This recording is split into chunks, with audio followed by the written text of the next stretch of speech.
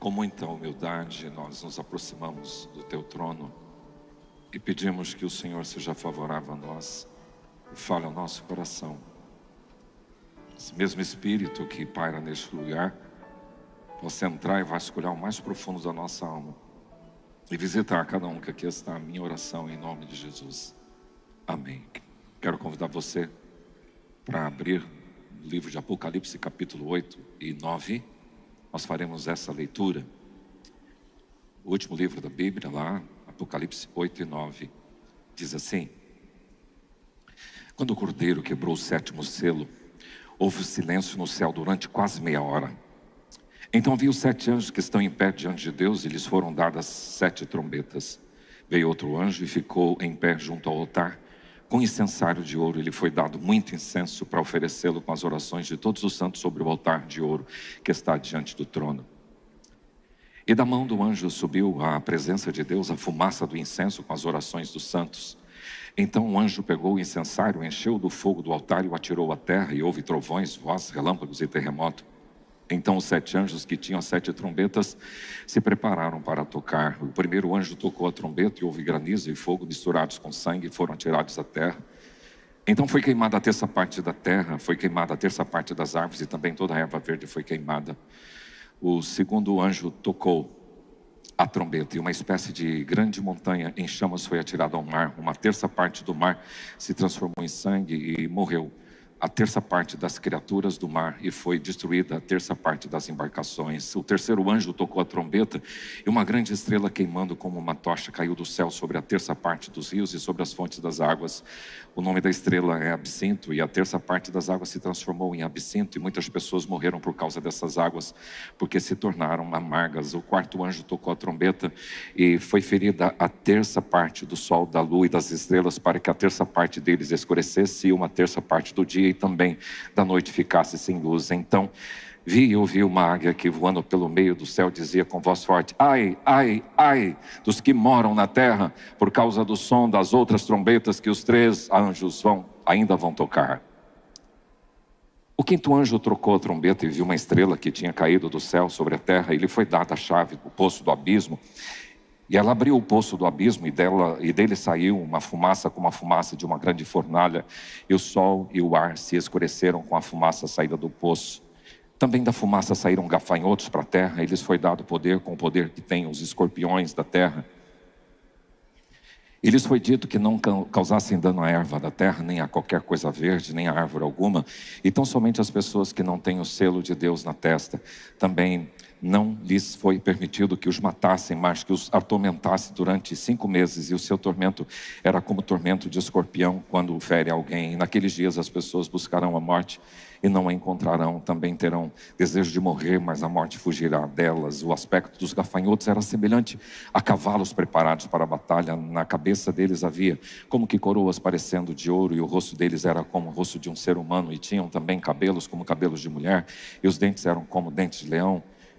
Tinham couraças como couraças de ferro. O barulho que as suas asas faziam era como um barulho de carros puxados por muitos cavalos quando correm para a batalha. Tinham ainda cauda como escorpiões, e um ferrão na cauda tinha poder para causar dano às pessoas por 5 meses. Tinham por rei sobre eles o anjo do abismo, cujo nome em hebraico é Abaddon e em grego Apolion. O primeiro ai passou. Eis que depois dessas coisas vem ainda 2 ais. O sexto anjo tocou a trombeta, e ouviu uma voz que vinha dos 4 pontas do altar de ouro que se encontra na presença de Deus, e dizendo ao sexto anjo, o mesmo que tem a trombeta: solte os 4 anjos que estão amarrados junto ao grande rio Eufrates. Então foram soltos os 4 anjos que se achavam preparados para a hora, o dia, o mês e o ano, para que matasse a terça parte da humanidade. O número dos exércitos da cavalaria era de 20.000, 10 vezes 10 milhares, e eu vi o seu número. Assim, nesta visão, pude ver que os cavalos e os seus cavaleiros tinham couraças cor de fogo, de jacinto e de enxofre, e a cabeça dos cavalos era como cabeça de leão, e da sua boca saíam fogo, fumaça e enxofre. Por meio destes 3 flagelos, a saber, pelo fogo, pela fumaça e pelo enxofre que saíam da boca dos cavalos, foi morta a terça parte da humanidade, pois a força dos cavalos estava na boca e na cauda deles. As caudas deles eram semelhantes a serpentes, com cabeças, e com elas causavam dano. O resto da humanidade isto é, aqueles que não foram mortos por esses flagelos, não se arrependeu das obras das suas mãos. Eles não deixaram de adorar os demônios e os ídolos de ouro, de prata, de bronze, de pedra e de madeira, que não podem ver, nem ouvir, nem andar. Também não se arrependeram dos seus homicídios, nem das suas feitiçarias, nem da sua imoralidade sexual, nem dos seus furtos. Texto complicado. Vamos ver o que o Senhor tem para falar para nós nessa manhã. Quando pensamos em trabalhar expositivamente o livro de Apocalipse, nós fizemos um esboço básico que aí está projetado. O que viste, que é o Rei do Reino, fala de Jesus aqui em Apocalipse 1. O que é, que fala do povo do reino, que é a igreja de Jesus. A carta às 7 igrejas que estão registradas, as cartas Apocalipse 2 e 3. E a terceira parte que vai aqui do capítulo 4 até o 22, que é o que há de vir e a consumação do reino. Para que ajude você, até agora nós vimos capítulo por capítulo. Capítulo 1, o Rei do Reino, a igreja. Capítulo 2 e 3, o povo do reino. Capítulo 4 e 5, a soberania do reino. Agora, a consumação do reino é agora em diante. De 6 até 22, nós vamos trabalhar a consumação do reino. E vamos começar com esses 3 subtópicos. Os selos do reino, que foi tratado a semana passada. As trombetas do reino, que será tratada hoje. E por fim, no domingo que vem, o testemunho do reino. Pensemos aqui o que há de vir, os selos do reino. À medida que o cordeiro abre os selos, o livro tinha quantos selos? O livro tinha quantos selos? 7. E o cordeiro, que é digno de abrir o livro, abre um por um. E agora ele está abrindo o último selo, que é o 7º selo. Então, à medida que o cordeiro abre o selo, a história está sendo revelada sob a perspectiva do céu. Então, os 4 cavaleiros que já foram ditos aqui demonstram que guerras, fome e morte estão sob o governo de Deus.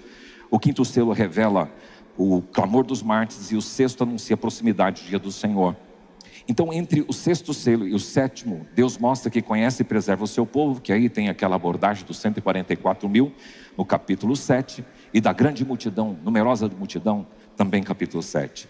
Então agora ele vai abrir o 7º selo, no capítulo 8, que acabamos de ler, quando o cordeiro quebrou o 7º selo. Então aqui nós estamos na abertura do 7º selo. E a partir daí então temos as 7 trombetas. O 7º selo dá início o toque das 7 trombetas. A interpretação das trombetas. É importante você ficar antenado a isso, porque eu já disse a vocês que nós temos 4 escolas de interpretação: a preterista, historicista, idealista e futurista. São 4 formas que os estudiosos, os teólogos tentam olhar para o livro de Apocalipse. Sendo que a preterista, ela entende que a maior parte das profecias se cumpriu lá no 1º século, ainda Roma na história. Então as trombetas para eles vão descrever o juízo de Deus sobre Jerusalém e sobre Israel incrédulo. Já os historicistas vão entender essas 7 trombetas como cada uma representando um período histórico específico. Então para eles, o Apocalipse é um mapa da história da igreja. E é muito difundida essa corrente entre os reformadores. A terceira corrente idealista, as trombetas, elas não descrevem um único período histórico, mas são realidades que vão acontecer durante toda a história, e vez ou outra essas realidades vão aparecer. Então, para eles, essas trombetas representam os juízos parciais de Deus, que vão se repetir ao longo de toda a era da igreja. E a futurista, os juízos das trombetas são literais na grande tribulação futura. E eles entendem que a maior parte do livro de Apocalipse se cumprirá no futuro, imediatamente anterior à volta de Jesus, e é a posição mais comum entre os evangelhos conservadores e dispensacionalistas. Bom, vocês têm 4 formas de interpretar, e vocês fiquem à vontade. Eu tenho uma tendência muito forte para futurista. Eu gosto mais dessa ideia de algo que vai acontecer. Algumas coisas já aconteceram de Apocalipse. Então nós vamos trabalhar hoje as trombetas do reino. Os selos, eles revelam a realidade de um mundo sob o juízo de Deus. Mas agora as trombetas mostram o juízo sendo executado, sendo intensificado, como que Deus advertindo o mundo e há um chamado de arrependimento. E é interessante que mesmo diante dos juízos que Deus declara aqui nesse texto, nós vemos que a humanidade continua no pecado. mas a gente continua vendo Deus na sua misericórdia, a graça, respondendo às orações do povo e oferecendo oportunidade de arrependimento. Então, enquanto os selos mostram o Cristo que governa a história, as trombetas revelam que Deus intervém na história, chamando o mundo do arrependimento. A gente não consegue hoje vislumbrar em termos geopolíticos como é que é o cenário geral, e muitas vezes nem entendemos o que aconteceu na Venezuela. Inclusive nós estamos, como IPI nacional, levantando uma campanha para ajudar. Existem hoje necessidade de fazer abrigos, tem muita gente desabrigada na Venezuela, e a IPI do Brasil está pensando em ajudar. Cada abrigo que tem todas as necessidades, para suprir todas as necessidades dos que estão desabrigados, custa R$35 mil, e a IPI do Brasil está tentando mobilizar, e nós vamos inclusive chamar vocês a essa campanha. Mas todas essas coisas acontecem nesses cenários. Essa semana teve uma marcha LGBT em Israel, bem ali, afrontando naquele lugar, uma das maiores marchas. Então, mesmo em meio ao juízo, a gente vê um povo apegado à idolatria e imoralidade. Então agora as trombetas não são o derramamento do juízo final, da ira final de Deus. Selos, trombetas que se intensificam o juízo, mas por fim são as taças. Essas taças sim que vão ser abertas e estão escritas lá no capítulo 15 e 16, é que vem o derramamento da ira final. Então parece que Deus está alertando essas pessoas, antes que tudo aconteça, fiquem alertas. Então eu vou dividir as trombetas do reino em 4 tópicos: o silêncio do céu, as orações dos santos, as trombetas e o chamado ao arrependimento. Falemos um pouquinho sobre o silêncio do céu. É curioso, muitas pessoas brincam que as mulheres ficaram caladas no céu, por isso que não teve silêncio. Está lá quando o Cordeiro quebrou o 7º selo, houve silêncio no céu durante quase meia hora. O que é isso? O 7º selo é quebrado e esse silêncio inicia o toque das trombetas. Quero pensar algumas coisas. Primeiro, o silêncio revela a solenidade do momento. Vocês já participaram de algumas programações, solenidades em que falam assim: vamos fazer 1 minuto de silêncio? Esse minuto de silêncio revela justamente isso. É usado para manifestar respeito, reverência a alguém, a alguma pessoa, algum fato, e reflexão profunda diante de um acontecimento significativo. Isso é 1 minuto de silêncio. Todos interrompem as suas atividades e permanecem quietos em completo silêncio, reconhecendo a solenidade da ocasião. Em toda a escritura, o silêncio nunca é vazio, ele sempre prepara para algo maior. Nós vamos encontrar alguns textos, por exemplo, Abacuque 2:20, cale-se diante dele toda a terra. Aqui, ele prepara a manifestação da soberania de Deus. Em Sofonias 1:7 diz: cala-te diante do Senhor Deus, porque o dia do Senhor virá, e o dia do Senhor está perto. Então, diante da iminência do dia do Senhor, quieto. Em Zacarias 2:13, cale-se toda a carne diante do Senhor, porque Ele se levantou da sua santa morada. A intervenção vai chegar, o Senhor se levantou, vai agir. Quietude. Jó prepara para o arrependimento, diz o texto de Jó 44, porei a mão sobre a minha boca, e 42:6, por isso me arrependo no pó e na cinza. Silêncio. Lamentações diz: bom é aguardar a salvação do Senhor, e isso em silêncio. Então em Apocalipse, esse silêncio prepara para a iminência dos juízos que serão defragados a partir dos toques das trombetas. O silêncio também revela a santidade e a majestade de Deus, porque diante da majestade e da santidade de toda a criação, se silencia em reverência a esse Deus altíssimo, em plena submissão. E quanto mais eu e você conhecemos a Deus, menos superficiais nós somos diante da sua presença. O silêncio revela que Deus não age impelido, Ele não acordou hoje diferente e vai fazer, não, Ele age de forma ordenada, premeditada. E isso aqui revela que Ele não age precipitadamente, mas age no tempo certo, de forma planejada. E vocês viram no texto, ao ano, ao mês, ao dia e à hora, porque Deus tem o seu calendário, a sua agenda.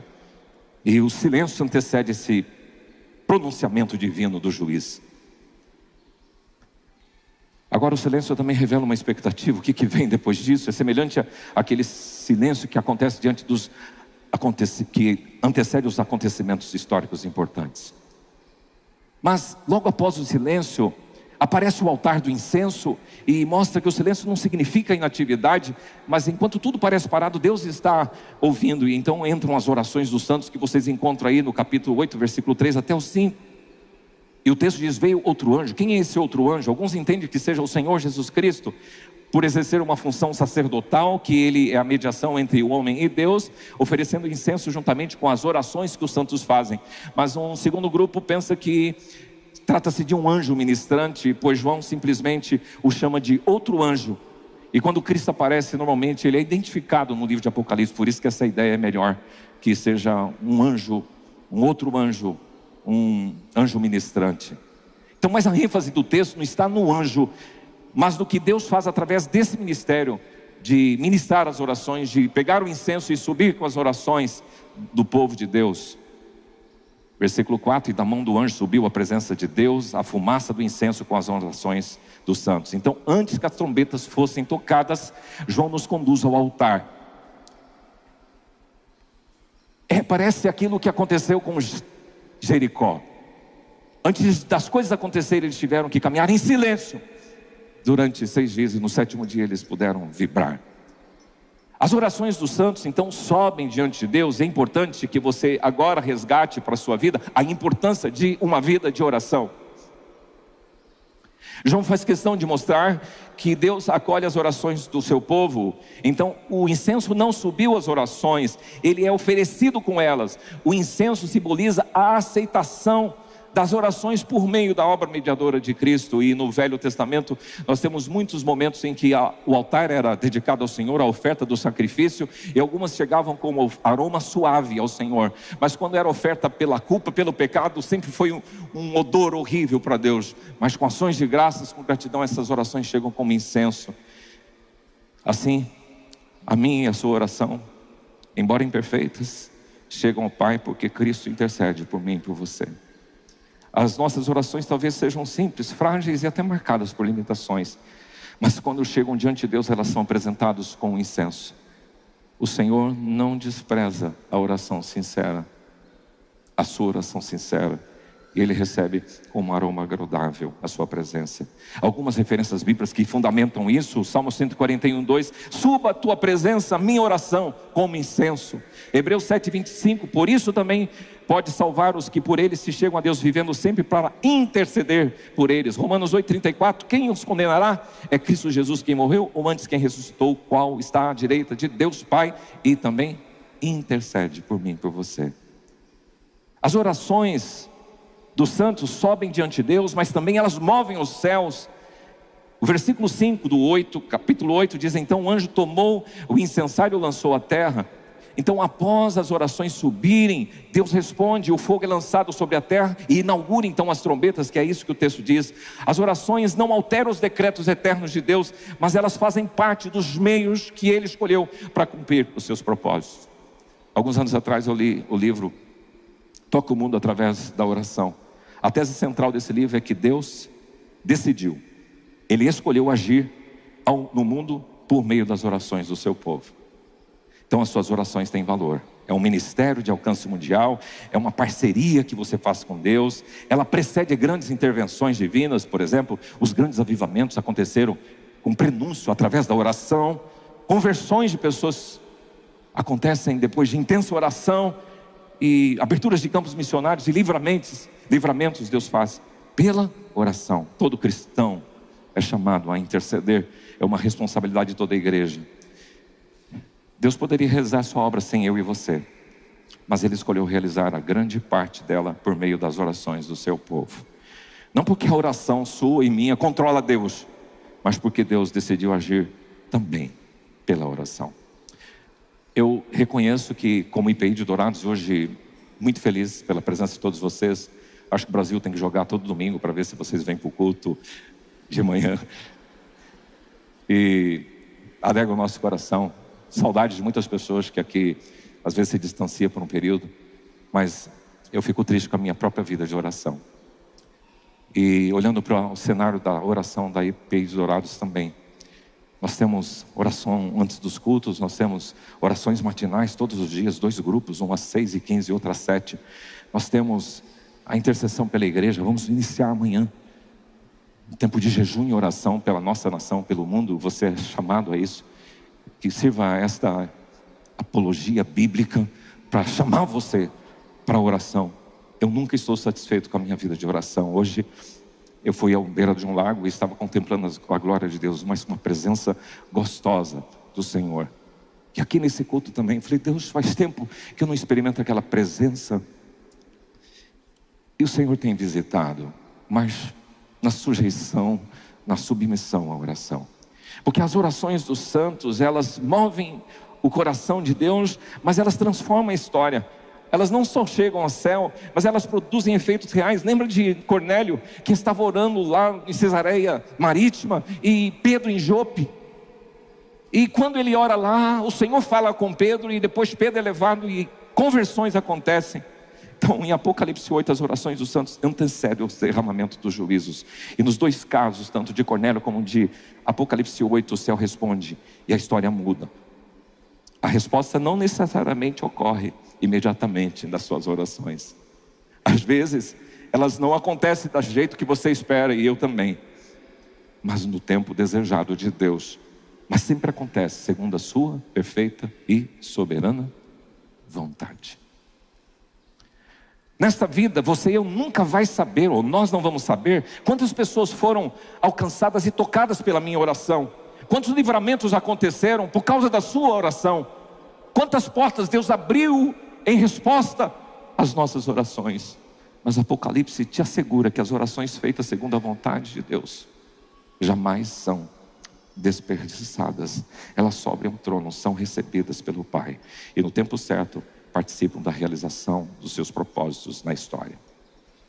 Vimos o silêncio no céu, as orações dos santos. Agora vamos entrar um pouquinho nas trombetas. Eram instrumentos de sopro, geralmente feitos de prata ou de chifre de carneiro, chofar. E eles eram usados por Deus para comunicar mensagem ao seu povo. E tinha uma função mais teológica do que musical. Não era só um aparato da orquestra, mas era um aspecto mais teológico, profético. Eram sinais públicos da ação de Deus e da convocação do seu povo. Então era usada para algumas funções. Primeiro, convocação do povo, guerra, chamando o povo de Israel para a guerra, manifestação do Senhor, quando no Sinai o sonido, diz lá, Êxodo, da trombeta acompanhou a descida de Deus sobre o monte.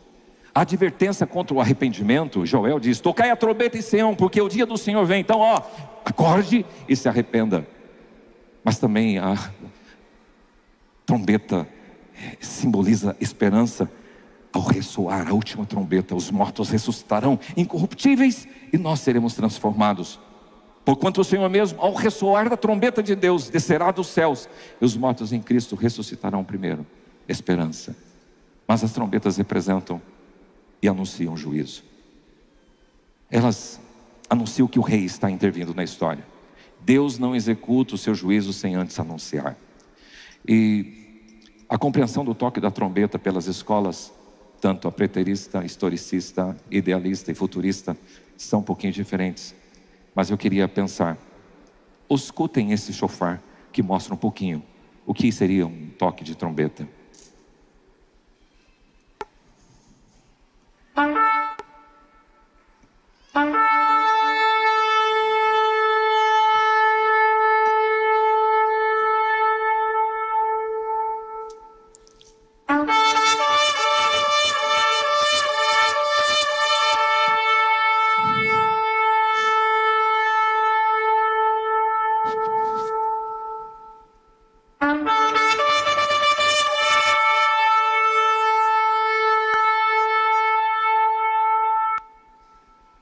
Vale a pena ir para Israel. Esse ano tem sido previsto uma viagem para Israel.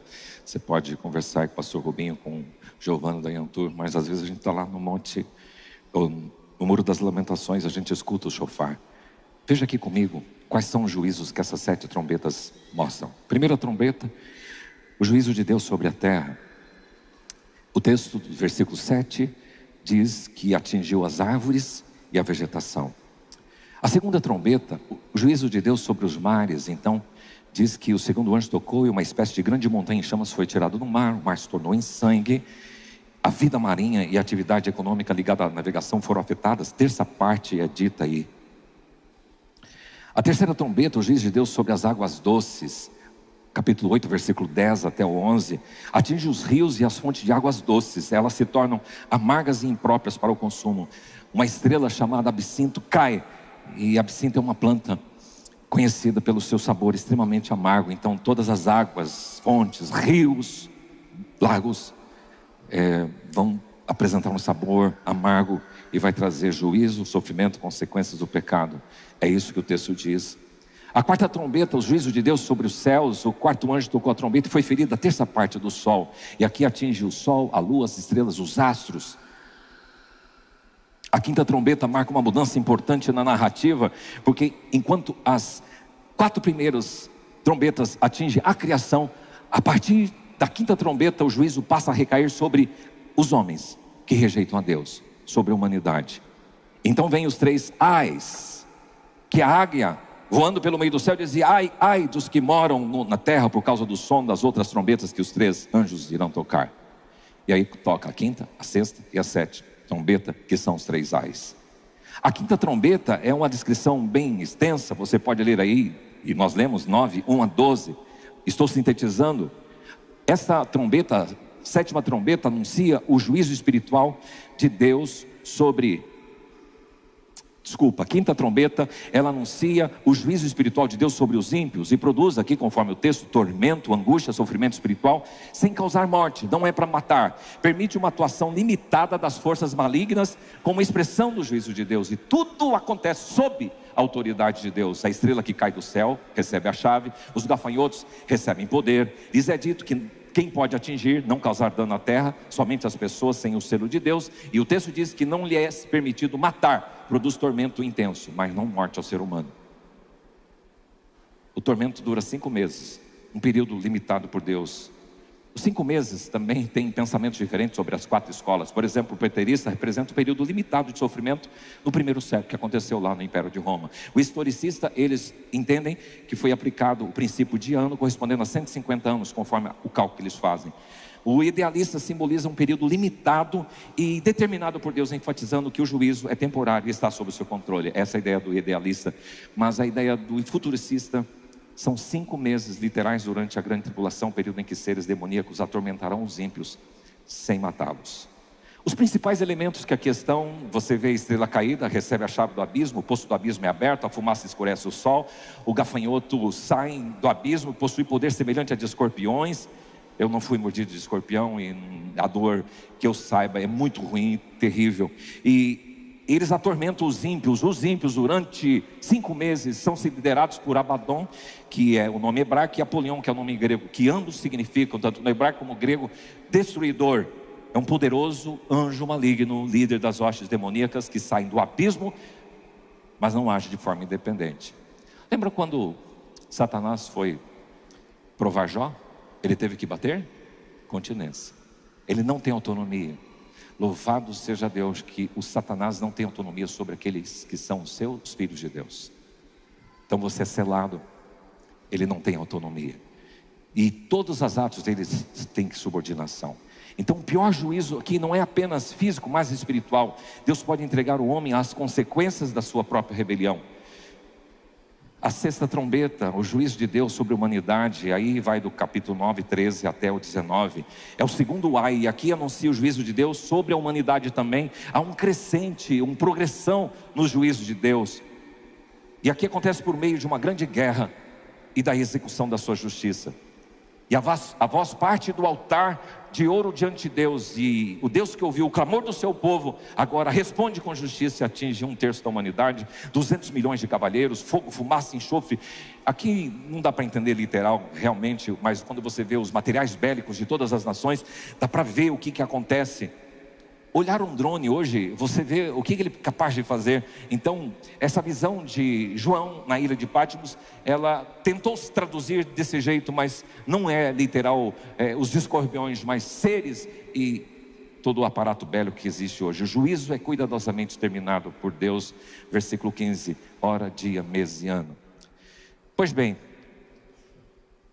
as escolas de interpretação aqui, novamente, preterista, ele diz que isso aqui tem a ver com as guerras e invasões do primeiro século. exércitos romanos, tudo. O preterista está sempre voltado lá para o início da história, depois de Jesus. Os da escola histórica, eles dizem que representam grandes invasões da história, frequentemente associadas ao Império Otomano, Turco, e expansão que ocorreu a partir da região do Eufrates, porque ali no texto diz Eufrates. E futurista descreve uma guerra literal durante a grande tribulação. Os 4 anjos são seres reais, liderados por Deus, e o enorme exército executará um juízo mundial que resultará na morte de 1/3 da humanidade. E os idealistas, essa interpretação simboliza as guerras e violências ao longo da história como expressão do juízo de Deus contra o pecado. Pois bem, os 4 anjos também, alguns vão entender que são demônios de alta hierarquia, outros poderes espirituais do mal, e poderes ou impérios, e representam, na verdade, forças que são malignas, utilizadas por Deus no juízo do primeiro século ou de toda a história. Pois bem, entre a 6ª e a última trombeta, o que acontece? Versículo 15 do capítulo 11 diz: o 7º anjo tocou a trombeta. Nós estamos aqui no capítulo 9, vai lá para o 11, tem um intervalo aí. E aí tem um intervalo que, para dar o terceiro ai, que é pronunciado. Pois fim, esses juízos têm uma progressão. Os selos iniciam juízos, as trombetas intensificam juízos e, por fim, as taças vão completar o juízo. Agora eu quero fechar com um chamado ao arrependimento, porque podemos entender o silêncio de Deus, podemos saber que as orações chegam ao trono, as trombetas vão progressivamente desencadear os juízos de Deus, mas Deus aqui no versículo 20 e 21, fechamento dos 2 capítulos, o resto da humanidade, isso é aqueles que não foram mortos por esses flagelos, não se arrependeu das obras das suas mãos. Os que sobraram não se arrependeram. Eles não deixaram de adorar os demônios, os ídolos de ouro, de prata, de bronze, de pedra, de madeira, que não podem ver, nem ouvir, nem andar. Não se arrependeram dos seus homicídios, nem das suas feitiçarias, nem da sua imoralidade sexual, nem dos seus furtos. Eu não estou incluído aqui, eu não faço nenhuma dessas coisas, mas tem muita coisa ali que te embarca ou abarca na sua vida. Qualquer coisa que você coloque no lugar de Deus é idolatria. Tim Keller, ele foi um pregador ali em Manhattan, e ele escreveu um livro muito lindo, Os Ídolos do Coração. E quando ele começou a relatar os ídolos do coração, eu percebi que nós temos muitos ídolos. O ídolo da comodidade, o ídolo de alguma coisa que você dá tanto valor, que pode ser até seu cônjuge, o seu filho, o seu bem-estar. Isso daí pode ser um ídolo do seu coração. O seu prazer pode ser um ídolo do seu coração. Aqui Deus mostra a oportunidade da graça ao restante da humanidade, porque João destaca que restaram sobreviventes, mas isso não foi por acaso, é porque Deus demonstra sempre a sua eterna compaixão e misericórdia. O Senhor diz: eu não tenho prazer na morte do perverso, mas em que o perverso se converta em seu caminho e viva. É muito triste sepultar pessoas quando sabemos que essas pessoas não têm um coração, não tinham o temor de Deus. Pedro diz: o Senhor é longânimo, não querendo que nenhum pereça, mas que todos cheguem ao arrependimento. Então, antes do juízo definitivo de Deus, Ele chama você e eu, chama toda a humanidade: arrependa-te. Mas Ele descreve que a profundidade da depravação humana é grande. O maior problema da humanidade não é a dor, é o pecado. O sofrimento por si só não transforma o coração. O homem pode sofrer as consequências do pecado e ainda assim continuar rejeitando a Deus. O problema da humanidade não é apenas externo, é interno. Dentro do meu íntimo e do seu íntimo, é espiritual. E o pecado me cega. A prioridade que nós damos para Deus, no meu culto, na minha adoração, na minha devocional, do zelo para com as coisas de Deus, de estar num domingo servindo ao Senhor como todos vocês estão aqui, mas um zelo que Deus olha, e a Bíblia diz que Deus distingue para si o piedoso. Deus falou, Deus advertiu, Deus julgou parcialmente, mas mesmo assim não se arrependeram. E agora as trombetas entram, e lembram que Deus continua chamando os homens ao arrependimento. O verdadeiro arrependimento envolve mudança de mente, mudança de coração, de direção e de vida. É abandonar aquilo que ocupa o lugar de Deus no meu coração, no seu coração. Quem endurece o coração caminha de forma definitiva para o juízo de Deus. E quem responde ao chamado de Deus vai encontrar perdão, transformação, graça e vida. Tentei de alguma forma mais sintetizada falar o que o capítulo 8 e 9 representa para nós. Nós aprendemos que as trombetas do reino nos ensinam grandes verdades. O céu se cala diante da glória e da majestade de Deus. As orações dos santos sobem ao seu trono. As trombetas anunciam seus juízos. Mas Deus continua chamando as pessoas para o arrependimento. Então a pergunta é inevitável: quem poderá subsistir? Quem poderá permanecer de pé naquele dia? Somente aqueles que pertencem ao Cordeiro. Foi o Cordeiro que abriu os selos, é o Cordeiro que governa a história, foi o Cordeiro quem recebeu na cruz o juízo sobre os seus filhos. Nosso juízo não está por vir, nosso juízo já foi executado em Cristo Jesus, então Ele vai receber você. Nos últimos dias, o mundo inteiro tem voltado os seus olhos para a Copa do Mundo. Bilhões de pessoas acompanhando os jogos, torcendo por suas seleções, celebrando conquistas e chorando derrotas. É um evento que reúne nações, desperta emoções e faz o planeta inteiro parar por alguns instantes. Mas toda partida começa com um apito. Aquele som anuncia que algo importante está para acontecer e chama a atenção de todos para o campo. E hoje eles estão dizendo 10, 9, 8, 3, 2, 1. Em Apocalipse, porém, ouvimos outro som, não do apito, o som das trombetas do reino. Eles anunciam que a história está na mão de Deus e que o rei está conduzindo. Força, igreja, desperta, igreja, acorda, igreja. A Copa desperta expectativa pela grande final, que é o que vocês vão fazer torcendo hoje à tarde no país que pertencemos. As trombetas despertam a expectativa pelo grande dia do Senhor. E eu estou muito mais empolgado com o grande dia do Senhor do que a final da Copa do Mundo de 2026. A Copa reúne as nações por algumas semanas, mas o reino de Deus está reunindo um povo para todo sempre, para toda a eternidade. E um dia pessoas de todas as nações, tribos, povos e línguas estarão reunidas não diante de um estádio, nem em torno de uma taça, mas diante do trono do Cordeiro. E naquele dia não haverá um campeão entre as nações, haverá um único rei sobre todas elas. Por isso, se você ainda não se arrependeu, hoje é o tempo da graça. E se você pertence já a Jesus, persevere, ore e vive em santidade, porque um dia a última trombeta não anunciará apenas o fim dos juízos, mas anunciará a vitória definitiva, consumadora de Jesus Cristo. Senhor, traduz isso no coração de cada um dos meus irmãos e traz o temor, arrependimento e quebrantamento, em nome de Jesus. Amém.